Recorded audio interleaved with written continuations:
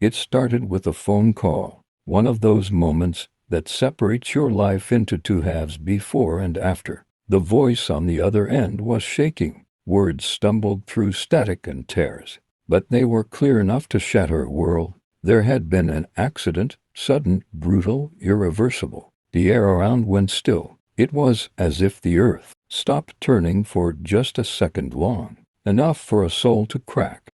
The hands holding the phone went cold and numb.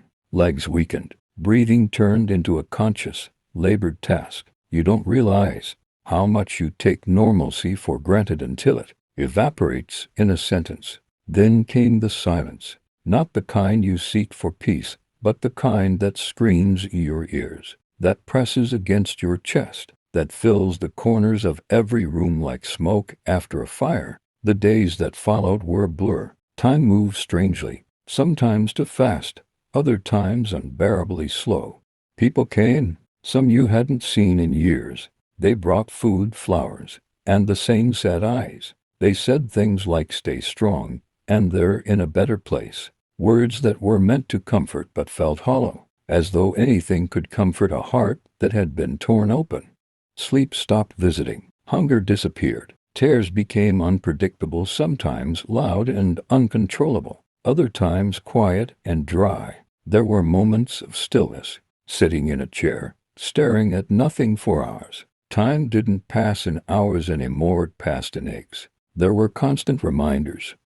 A jacket left hanging on a door, a playlist that once made them smile, a phone charger still plugged in, voice messages that once brought joy now felt like a punch to the chest. You'd press play just to hear the voice again, then stop it halfway, too overwhelmed to bear it. But you couldn't delete them. Deleting felt like erasing. And grief does strange things. It makes you cling to even pain, if pain is all that's left of someone.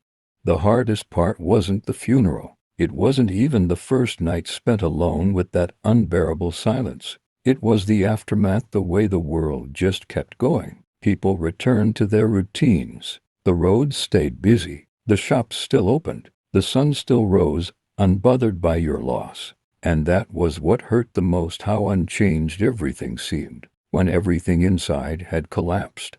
And then came the guilt of laughing again, of having a moment where you forgot just for a breath that they were gone, the guilt of surviving when they did not, the guilt of not crying one day, of making plans, of starting to live again while they remained frozen in time. Grief is not linear. It doesn't have stages that you walk through like a corridor. It circles back. Some days are okay. You smile. You function. You think maybe the worst is behind. But then something triggers a scent, a dream, a photo, and it hits you again, just as hard. You begin to notice the loneliness, even in crowds, the invisible weight you carry. You feel like a stranger to yourself. The version of you that existed before is gone. What's left is someone learning how to live with a hole that will never truly be filled. But somewhere, in the quiet, a new kind of strength begins to grow. Not the kind that forgets or moves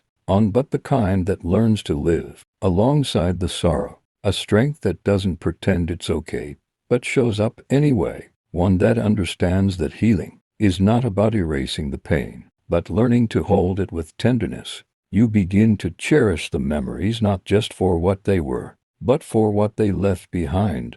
Love, deep, pure, irreplaceable love. A bond so strong that even death couldn't sever it completely. Because grief, at its core, is love, just love with nowhere to go. It lingers in quiet moments, in whispered prayers, in the ache of birthdays and anniversaries, in the laughter that feels incomplete. And while the pain may never fully leave, neither does the love. It becomes part of you, woven into the fabric of who you are. You carry them forward, not in their body, but in your heart, in your actions, in your memories, in your voice when you say their names softly to yourself on a lonely night. That is the agony of grief.